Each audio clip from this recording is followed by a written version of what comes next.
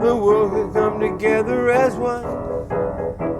If everybody under the sun would add some music to your day. What is it about being with a piano that kind of gives you that kind of thing? It's emotional security.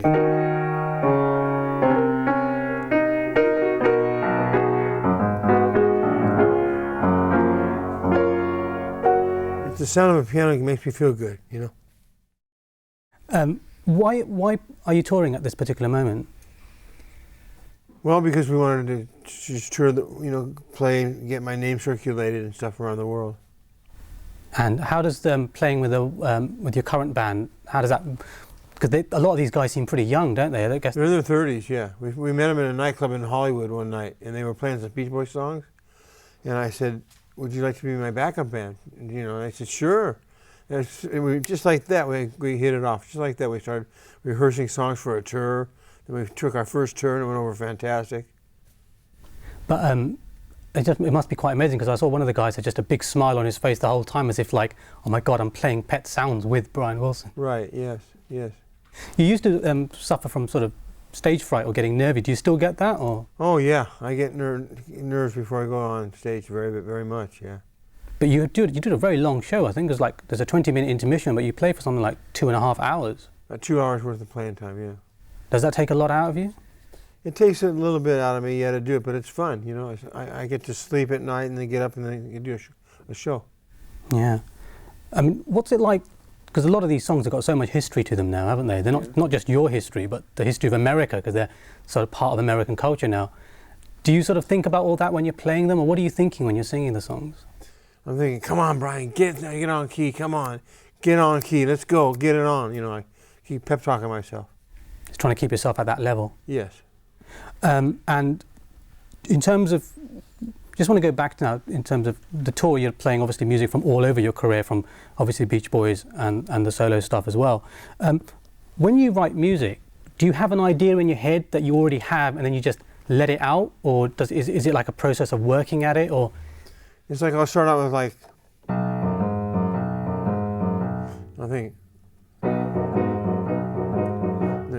the California Girls, That's how I wrote that. First with the bass line, then the chords, then the melody, and then the lyrics after that.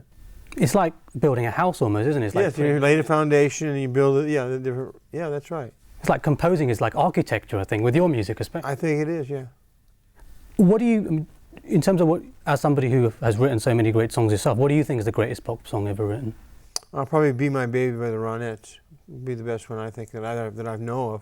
And you and Phil, you've admired Phil Spector for a long time, haven't you? Yeah, for a long time. What is it about Phil Spector's sound that really does it for you?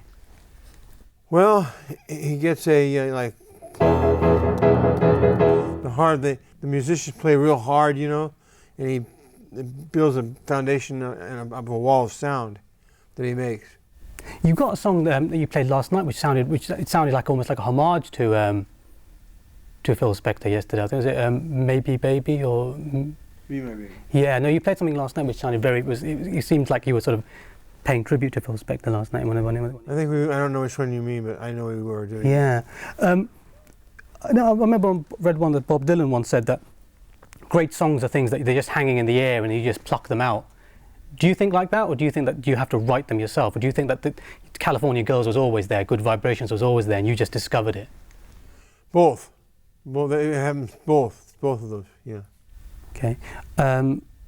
Just going to terms like Pet Sounds now is everybody's basically one of the great albums of all time, and so many polls say that it's one of the top ones or whatever. Yeah. When you made it, did you have that kind of ambition yourself?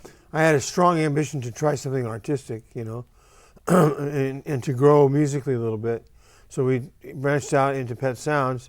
The boys didn't like it. They said they don't think it would sell.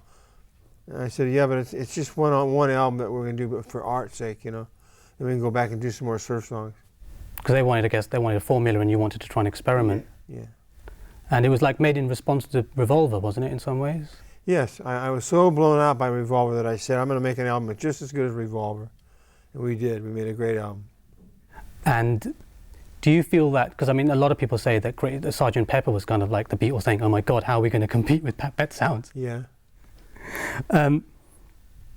Did you feel like you gave a lot of yourself to making Pet Sounds, didn't you? There was a lot of time and a lot of effort given to that. Yeah, we spent a few months in the studio, yeah. And it's kind of interesting because at the time it wasn't really necessarily given the kudos that it has now, has it? Right, yeah, yeah. Do you listen to a lot of music nowadays at all? No, I just listen to Spector's records and McCartney's music. You know, no, I don't really listen to very much. Is that because it doesn't say anything to you anymore? It doesn't get me anymore. I don't feel it anymore. Do you think that there's still great pop songs out there, or not really great songs? No, not great songs. Or you think that the great pop songs have already been written, or? I think so. Yeah, I think so. A lot of people growing up around the world sort of listened to your music and were like, thought of California because, you know, you sang so much about California and that gave them their view of California. What do you think of California in terms of how it's changed from the 60s? California is still California, although it has a lot more musicians have moved out to Los Angeles to record, so there's more musicians in Los Angeles than there are anywhere else in the world, you know. But you've kind of been like an ambassador for California for the last 40 years, haven't you? Yeah. It must be quite strange actually, because it's the Beach Boys music and your music is really American, and it's quite interesting that it's so popular in Britain and all over the world, because you can see it why Americans would be into it, but the fact that we're interested in it here and they're interested all over the world as well, it kind of shows that it's got an international appeal at the same time.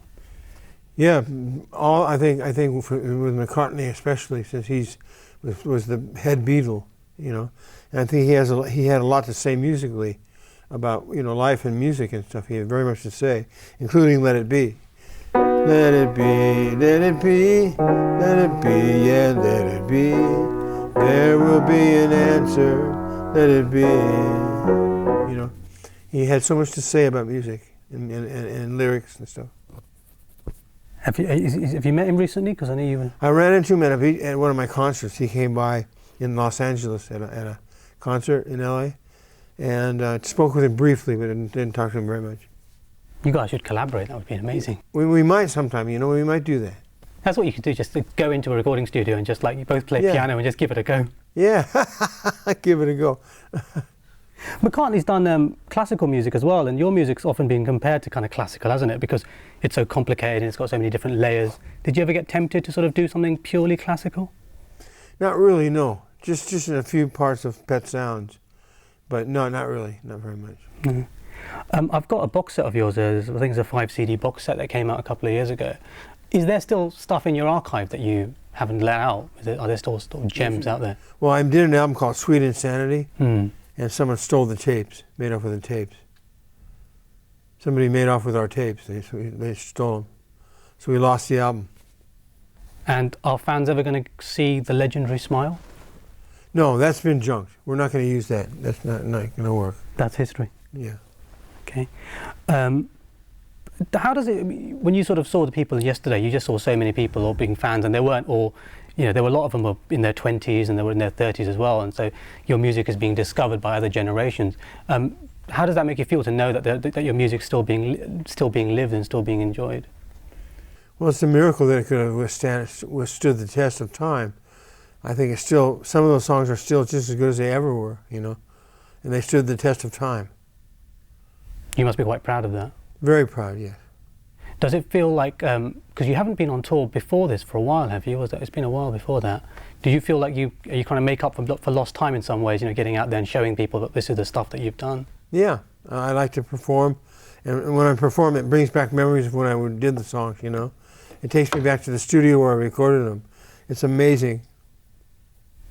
And you play the entire album, don't you? You played the entire Pet Sounds. Oh yeah, the whole album, yeah. And it was just like, not many people would do that, just play track 1, track 2, track 3. Yeah, right. And I mean, everybody's sort of interested in, you know, obviously in your past and what you've done and things. Is there anything that you haven't done that you'd still like to do? I would like to do some Little Richard, Chuck Berry, Phil Spector, kind of rock and roll album, you know? An album that just rocks and rolls, you know? Are you you mean cover versions, or? Yeah, cover version, like we'll do a version of Be My Baby. Oh yeah. Do a version of You've Lost That Love and Feeling. And, you know, so on and so forth, you know. You do Be My Baby live sometimes, don't you? We did before, yeah. We have done it recently. You've said sometimes that you feel you're most safe when you're by a piano. Yeah. What is it about being with a piano that kind of gives you that kind of thing? It's emotional security.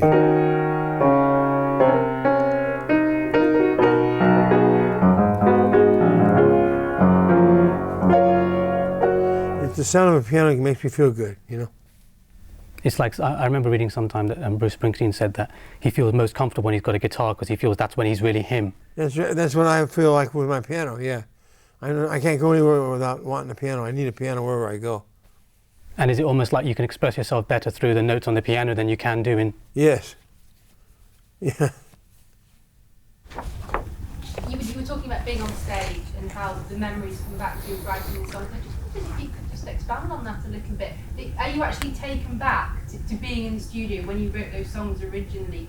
That must be quite strange. It's quite a strange experience. It's very straight ahead experience. It's like when I'm there and I'm singing it on stage, and I'm singing Caroline No, where did your long hair? It takes me back to the very place in the room even that I was sitting in when I recorded it. Do you want to go back to those places though? Because if that was me, I would find that. Yeah, it's kind of wacky, but it actually is a real experience. Yeah.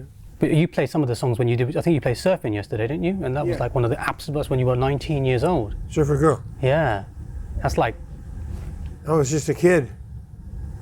So it must be kind of like, I don't know, it's kind of like going through your past. It's like going through a photo album almost, isn't it? Going through your old photographs. Actually, yeah. Is there any chance you could, do you want to play something whilst they're trying to sort the air conditioning out or something? Or?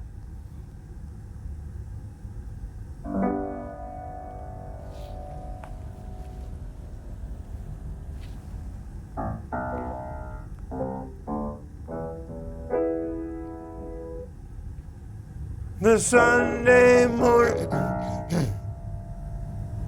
the Sunday morning gospel goes good with the soul. There's blues, folk, and country, and rock like a rolling stone. The world could come together as one if everybody under the sun would add some music to your day. You right there? It's beautiful.